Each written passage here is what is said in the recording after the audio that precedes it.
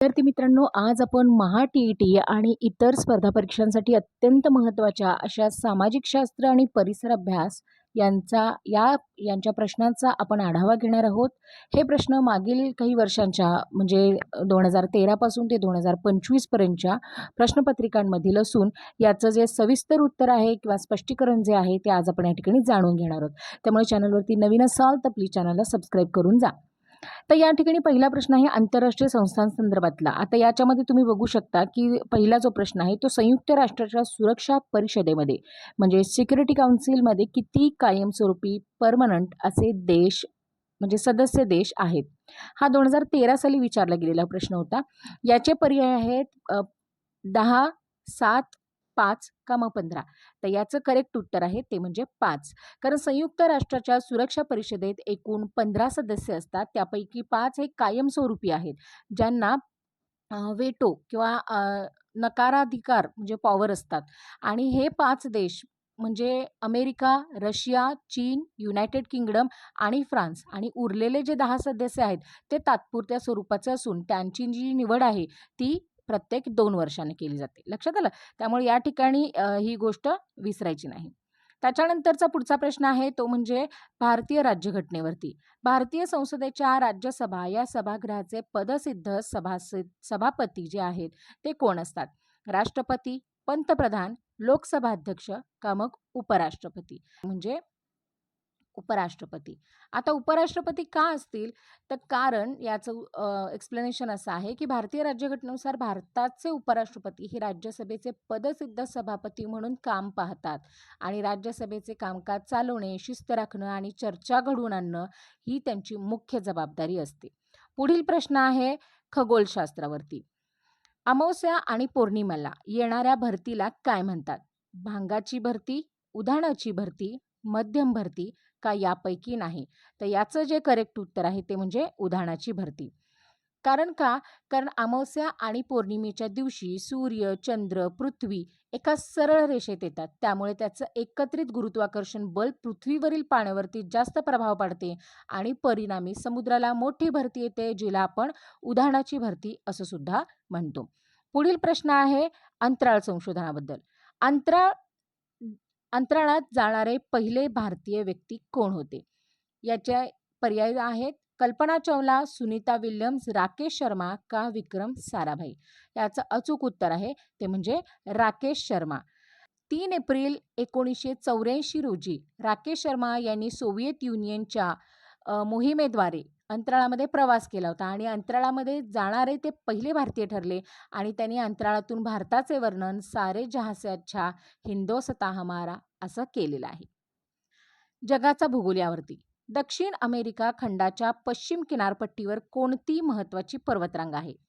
Himalaya, Alps, Rocky का मग Andes? आता याचं जे अचूक उत्तर आहे ते ॲडीज असं आहे. ॲडीज ही जगातली सर्वात लांब पर्वतरांग असून ती दक्षिण अमेरिका खंडाच्या पश्चिम भागात पसरलेली आहे आणि त्यात कोटोपॅक्सी हा सुप्रसिद्ध ज्वालामुखी सुद्धा त्या ठिकाणी आहे. रॉकी आणि रॉकी जो आहे तो उत्तर अमेरिकेत आहे.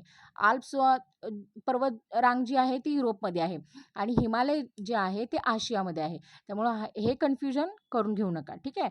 त्याच्यानंतरचा पुढचा प्रश्न आहे क्षेत्रफळानुसार भारताचा क्रमांक याच्यावरती आहे. आता ह्यामध्ये बघा क्षेत्रफळाच्या दृष्टीने जगातील देशाच्या यादीमध्ये भारताचा कितवा क्रमांक लागतो? याचे पर्याय आहेत 5वा, 7वा, 10वा की मग दुसरा. याचं अचूक उत्तर आहे ते म्हणजे 7वा. कारण क्षेत्रफळाच्या बाबतीमध्ये भारत जगात 7व्या क्रमांकावर आहे आणि रशिया हा पहिल्या क्रमांकावर असून त्यानंतर कॅनडा, चीन, अमेरिका, ब्राझील आणि ऑस्ट्रेलिया या देशांचा क्रमांक लागतो. भारताचे एकूण क्षेत्रफळ सुमारे 32,87,263 चौरस किलोमीटर इतकं आहे. त्यामुळे हे लक्षात ठेवा की भारताचा क्षेत्रफळाच्या दृष्टीने 7वा क्रमांक लागतो. त्यानंतरचा पुढचा प्रश्न आहे तो म्हणजे अवकाश संशोधनाबद्दल. याचा प्रश्न आहे, अवकाश प्रक्षेपणासाठी कोणाचा उपयोग केला जातो? विमान, हेलिकॉप्टर, अग्निबाण म्हणजे रॉकेट का यापैकी नाही? तर याचं अचूक उत्तर आहे ते म्हणजे अग्निबाण म्हणजे रॉकेटचा उपयोग केला जातो. कारण अवकाश उपग्रह किंवा सॅटेलाईट पाठवण्यासाठी शक्तिशाली अग्निबाणाचा वापर केला जातो आणि हा अग्निबाण म्हणजे रॉकेट गुरुत्वाकर्षणाच्या विरुद्ध बल लावून सॅटेलाईटला म्हणजे सॅटेलाईटच्या कक्षेमध्ये ते पोहोचू शकतात. ती कपॅसिटी त्यांच्याकडे असते. त्याच्यानंतरचा पुढचा प्रश्न आहे तो म्हणजे आपत्ती व्यवस्थापन. प्रश्न आहे, रिश्टर स्केल हे कशाची तीव्रता मोजण्याचे एकक आहे? वाऱ्याचा वेग, पाऊस, भूकंप का मग समुद्राची खोली? याचं अचूक उत्तर आहे ते म्हणजे भूकंप. आता भूकंपाच्या तीव्रतेचं जे मापन आहे, ते या ठिकाणी तुम्हालाही माहीत असेल, की भूकंपाची तीव्रता किती आहे, हे सांगण्यासाठी आपण रिश्टर स्केलचा उपयोग केला जातो. मग याच्यामध्ये 0 ते 9 या अंकामध्ये ते मोजले जाते आणि त्याच्यासाठी जे यंत्र वापरलं जातं, त्याला सेस्मोग्राफ असं सुद्धा म्हटलं जातं. त्यानंतरचा पुढचा प्रश्न आहे खनिज संपत्तीवरती. ॲल्युमिनियम हे खनिज कोणत्या धातुकापासून मिळवले जाते? लोह खनिज, मॅंगनीज, बॉक्साईड का मग तांबे? आता याचं अचूक उत्तर आहे ते म्हणजे बॉक्साईडपासून बनवले जाते. होऊ शकतं की ॲल्युमिनियम बॉक्साईडपासून तयार होतं आणि महाराष्ट्रामध्ये रत्नागिरी, सिंधुदुर्ग यासारख्या कोकण पट्ट्यातील जिल्ह्यांमध्ये बॉक्साईडचे साठे हे मोठ्या प्रमाणावरती आहेत. पुढील प्रश्न आहे मानवी व्यवसायाबद्दल. शिक्षक, डॉक्टर, वकील हे कोणत्या प्रकारच्या व्यवसायात मोडतात? प्राथमिक, द्वितीयक, तृतीयक का मग चतुर्थक? याचं अचूक उत्तर आहे ते म्हणजे चतुर्थक, ज्याला आपण सेवा क्षेत्र असं सुद्धा म्हणजे सेवा क्षेत्र असं सुद्धा या ठिकाणी म्हटलं जातं. ज्या कामात कौशल्य, शिक्षण आणि ज्ञानाची गरज असते त्यांना चतुर्थक व्यवसाय म्हणतात. त्यामध्ये संशोधन, शिक्षण आणि वैद्यकीय सेवा यांचा समावेश होतो. त्यानंतर आहे जागतिक भूगोलाबद्दल. त्यातल्या जलसंपदेवरती प्रश्न आहे बरं का. जगातील सर्वात लांब धरण कोणते आहे? भाकरा नांगल, टेहरी, हिराकूड का मग जायकवाडी? याचं अचूक उत्तर आहे ते म्हणजे हिराकूड प्रकल्प. कारण हिराकूड हे भारतातील आणि जगातील सर्वात लांब धरणांपैकी एक आहे. हे ओडिसा राज्यातील महानदीवरती बांधलेले आहे आणि त्याची लांबी सुमारे 25.8 किलोमीटर इतकी आहे. पुढील प्रश्न आहे वनसंपत्तीवरती. कात, जो कात पाण्यामध्ये वापरला जातो की नाही तो. कात कोणत्या वृक्षापासून बनवला जातो? साग, खैर, बाबूळ का मग चंदन? याचं अचूक उत्तर आहे ते म्हणजे खैराचं जे झाड असतं, साल असते, त्या खोडाच्या सालीपासून तो सुकतो आणि त्याच्यापासून विड्याच्या पानामध्ये वगैरे या कातीचा उपयोग आणि अधिक बऱ्याच अंशी औषधांमध्ये सुद्धा केला जातो. पुढील प्रश्न आहे केंद्रशासित प्रदेशांवरती. अंदमान आणि निकोबार या केंद्रशासित प्रदेशांची राजधानी कोणती? कवरत्ती, पोर्ट ब्लेअर, पणजी का मग सिल्वासा? याचं अचूक उत्तर आहे ते म्हणजे पोर्ट ब्लेअर. बंगालच्या उपसागरामध्ये असलेल्या अंदमान आणि निकोबार बेटाची राजधानी ही पोर्ट ब्लेअर आहे. पुढील प्रश्न आहे समुद्रशास्त्रावरती. समुद्राची खोली मोजण्यासाठी कोणते तंत्र वापरले जाते? रिश्टर, रडार, सोनार का मग सेस्मोग्राफ? याचं करेक्ट उत्तर आहे ते म्हणजे सोनार. SONAR या तंत्राचा वापर करून समुद्राची खोली जी काही आहे ती मोजली जाते आणि पाण्याखाली वस्तूचा शोध घेतला जातो. त्यासाठी काय केलं जातं? ध्वनी लहरींचा वापर केला जातो. पुढील प्रश्न आहे इतिहासाबद्दल, पेशवे काळाबद्दल. पानिपतचे तिसरे युद्ध कोणत्या वर्षी झाले? पर्याय आहेत 1526, 1556, 1761 का मग 1818? 1761. पानिपतचे तिसरे युद्ध 14 जानेवारी 1761 रोजी मराठे आणि अफगाण शासक अहमद शाह अब्दाली याच्यामध्ये झाले होते. या युद्धामध्ये मराठ्यांचा पराभव सुद्धा झालेला होता. पुढील प्रश्न आहे तो भूगोलाबद्दल. आता भूगोलामध्ये खडकाविषयी प्रश्न आहे. महाराष्ट्र पठार प्रामुख्याने कोणत्या खडकापासून बनले आहे? पर्याय आहेत ग्रेनाइट, बेसॉल्ट, संगमरवर ज्याला आपण मार्बल म्हणतो आणि पुढचा पर्याय आहे ते म्हणजे वाळूचा खडक. पर्याय उत्तर आहे बेसॉल्ट. आता का? कारण ज्वालामुखीच्या लावारसापासून त्याचा जो संचय आहे तो होऊन तिथं निर्माण झालेला जो अग्निजन्य खडक आहे त्याला बेसॉल्ट खडक म्हणतात आणि तो जो खडक आहे त्याच्यापासून महाराष्ट्राचे विविध पठार बनलेले आहेत आणि त्यामुळेच तिथं रेगूर किंवा काळी मृदा सुद्धा या ठिकाणी आपल्याला बघायला मिळते. पुढील प्रश्न आहे नागरिक शास्त्रावरती, घटनेवरती. भारतीय राज्यघटनेचे रक्षक कोणास मानले जाते? संसदेला, राष्ट्रपतीस, सर्वोच्च न्यायालय का मग पंतप्रधान? तर याचं अचूक उत्तर आहे ते म्हणजे सर्वोच्च न्यायालय. कारण सर्वोच्च जे न्यायालय आहे त्यामध्ये राज्यघटनेच्या तरतुदीचे उल्लंघन झाल्यास किंवा नागरिकांच्या मूलभूत हक्कावरती गदा आल्यास त्याचं संरक्षण करायचं काम म्हणजे न्यायदानाचं जे काम आहे ते कोण करतं? या ठिकाणी सर्वोच्च न्यायालय करतं. प्रश्न आहे तो विज्ञानावरती, मानवी शरीरावरती. प्रश्न आहे रक्तातील साखरेचे जे प्रमाण आहे ते नियंत्रित करणारी संप्रेरक म्हणजे हार्मोन कोणतं आहे? ॲड्रेनालाईन, इन्सुलिन, थायरॉक्सिन का मग एस्ट्रोजन? याचं अचूक उत्तर आपल्याला या ठिकाणी बघायला मिळतं ते म्हणजे इन्सुलिनमुळं. कारण या ठिकाणी स्वादुपिंडातून स्रवणारा इन्सुलिन रक्तातील ग्लुकोजचं प्रमाण काय करतं? नियंत्रित ठेवण्याचं काम करतं. पुढील प्रश्न आहे पर्यावरण ओझोन थरासंदर्भात. ओझोनचा थर वातावरणाच्या कोणत्या थरामध्ये आढळतो? तपांबर, स्थितांबर, मध्यांबर का मग बाह्यांबर? तर याचं अचूक उत्तर आहे ते म्हणजे स्थितांबर या थराच्या जवळ म्हणजे ओझोनचा जो थर आहे तो सूर्यापासून येणारी अतिनील किरणं शोषून घेतो आणि त्यापासून सजीवांचं रक्षण करतो आणि त्याची जी जागा आहे ती स्थितांबराजवळ आहे. पुढील प्रश्न आहे भूगोलावरती, नद्यांसंदर्भातला प्रश्न आहे. दक्षिण भारताची गंगा कोणत्या नदीला म्हटलं जातं? कृष्णा, कावेरी, गोदावरी का मग नर्मदा? तर याचं अचूक उत्तर आहे ते म्हणजे गोदावरी. दक्षिण भारतातील सर्वात लांब नदी असून तिचा धार्मिक महत्त्वामुळे तिला दक्षिण गंगा किंवा वृद्ध गंगा असं सुद्धा म्हटलं जातं. पुढील प्रश्न आहे स्थानिक स्वराज्य संस्थेवरती. प्रश्न आहे ग्रामपंचायतीचा प्रशासकीय प्रमुख म्हणून कोणाची नियुक्ती केली जाते? या ठिकाणी पर्याय आहेत सरपंच, गटविकास अधिकारी, ग्रामसेवक का मग जिल्हाधिकारी? याचं अचूक उत्तर आहे ते म्हणजे ग्रामसेवक. कारण ग्रामसेवक हा ग्रामपंचायतीचा सचिव आणि प्रशासकीय प्रमुख असतो आणि याची नियुक्ती जिल्हा परिषदेमार्फत केली जाते आणि तो ग्रामपंचायतीचे दप्तर सांभाळतो, शासकीय योजनांची अंमलबजावणी सुद्धा या ठिकाणी करत असतो. पुढील प्रश्न आहे इतिहासाबद्दल. आता प्राचीन इतिहास. हडप्पा संस्कृतीतील लोथल हे ठिकाण कोणत्या राज्यात आहे? पंजाब, राजस्थान, गुजरात का मग हरियाणा? याचं अचूक उत्तर आहे गुजरात. कारण लोथल हे हडप्पा संस्कृतीतील एक महत्त्वाचे बंदर आहे. हे ठिकाण आजच्या गुजरात राज्यातील अहमदाबाद या जिल्ह्यामध्ये असून सिंधू संस्कृतीच्या समुद्री जो काही व्यापार आहे त्याच्यासाठी हे प्रसिद्ध होते. त्याच्यानंतरचा पुढचा प्रश्न आहे तो भूगोलावरती, मृदेवरती. कापसाच्या पिकासाठी कोणती मृदा ही सर्वात जास्त उपयोगी आहे? तांबडी मृदा, गाळाची मृदा, काळी मृदा जिला आपण रेगूर मृदा सुद्धा म्हणतो आणि जांभी मृदा. याचं जे अचूक उत्तर आहे काळी मृदा, रेगूर मृदा. कारण महाराष्ट्रातील बेसाल्ट खडकापासून बनलेल्या काळ्या मृदेतून ओलावा टिकून ठेवण्याची क्षमता जास्त असते आणि कापसाच्या पिकासाठी ही जमीन सर्वोत्तम असल्यामुळे तिला कापसाची काळी मृदा असं सुद्धा म्हटलं जातं. पुढील प्रश्न आहे भारतीय राज्यघटनेवरती. आता या ठिकाणी बघा प्रश्न, राज्यसभेमध्ये सभासद होण्यासाठी किमान वयोमर्यादा जी आहे ती किती असावी लागते? वय वर्ष 25, 30, 35 का मग 21? याचं अचूक उत्तर आहे ते म्हणजे 30. म्हणजे लोकसभेसाठी किमान 25 वर्ष तरी वय लागतं तर राज्यसभेसाठी 30 वर्ष पूर्ण असावी लागतात. राज्यपालासाठी आणि राष्ट्रपतीसाठी ही वयोमर्यादा 35 वर्ष असावी लागते. पुढील प्रश्न आहे सामान्य विज्ञानावरती. पाण्याचे बाष्पीभवन होऊन ढग तयार होण्याच्या क्रियेला काय म्हणतात? संप्लवन, बाष्पीभवन, संघनन का मग विरघळणे? याचं अचूक उत्तर आहे संघनन.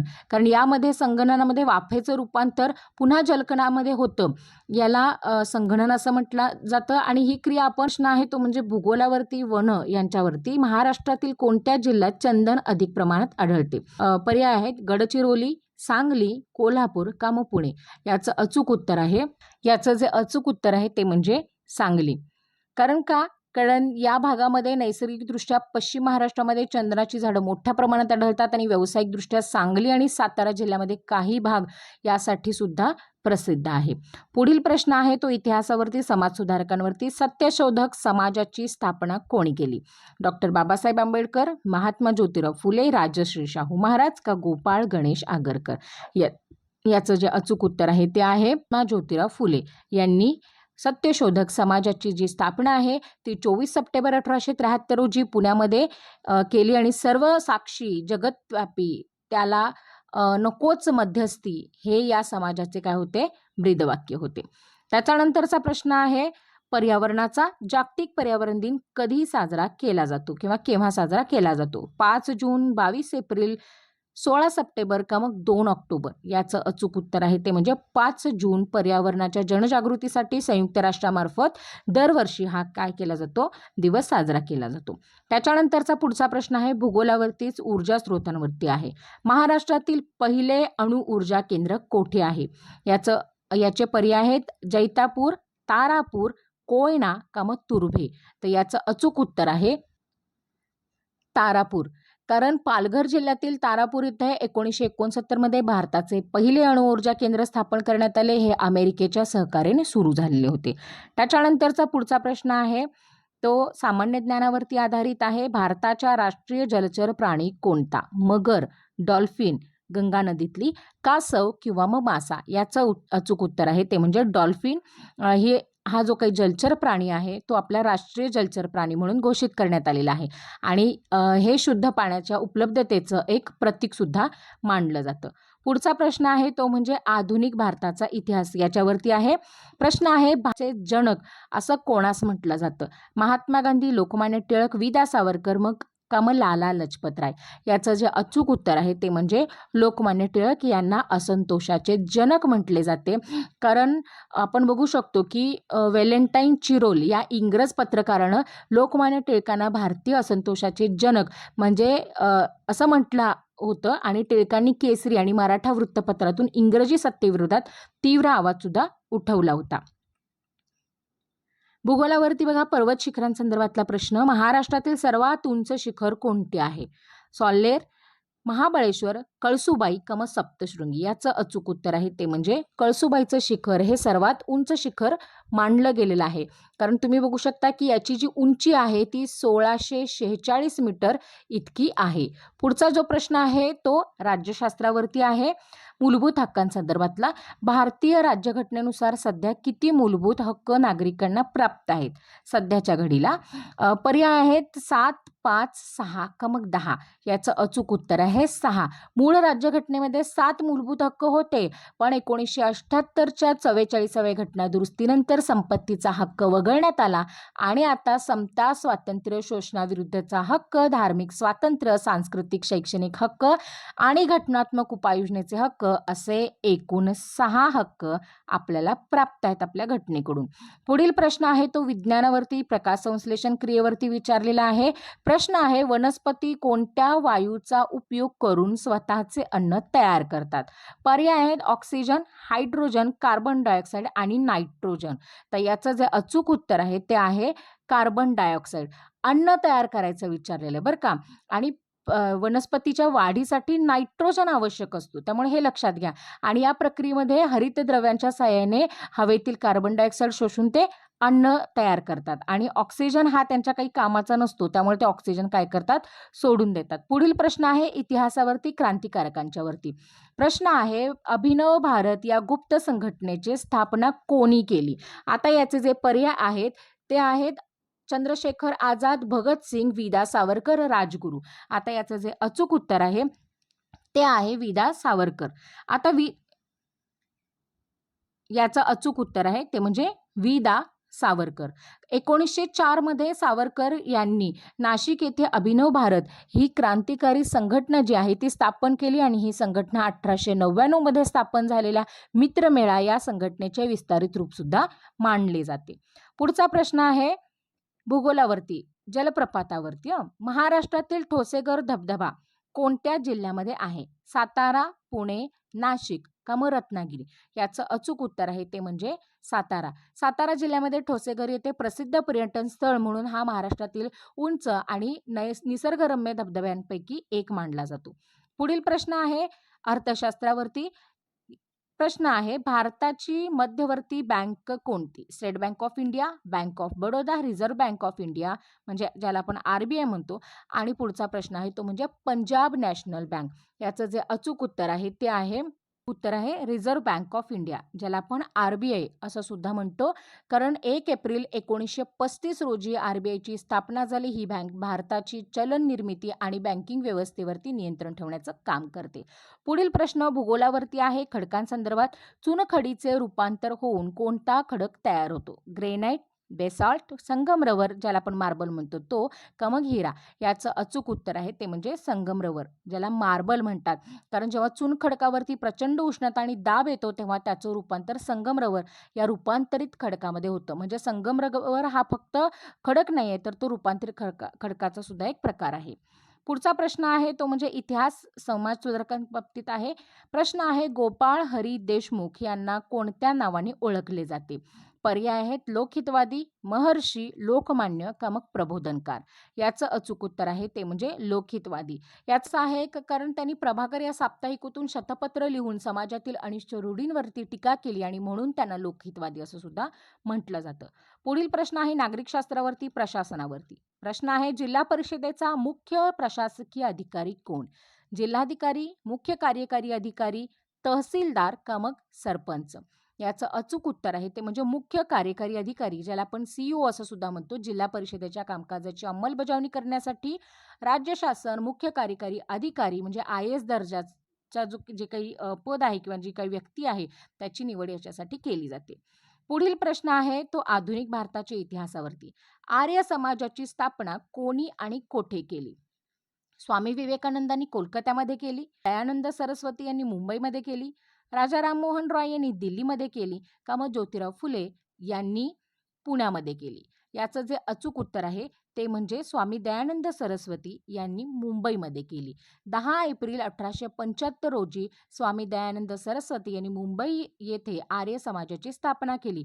त्यांनी वेदांकडे परत चला, बॅक टू वेदाज असा संदेश दिला आणि सत्यार्थ प्रकाश हा ग्रंथ सुद्धा याच वेळी लिहिला गेला. प्रश्न आहे जागतिक भूगोलावरती. प्रश्न आहे क्षेत्रफळाच्या दृष्टीने जगातील सर्वात मोठा महासागर कोणता?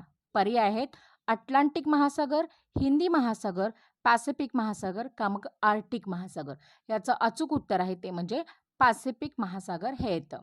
कारण पॅसिफिक महासागर हा जगातील सर्वात मोठा खोल महासागर आहे आणि जगातील सर्वात खोल ठिकाण म्हणजे मरियाना ट्रेंच याच महासागरामध्ये बघायला मिळतो.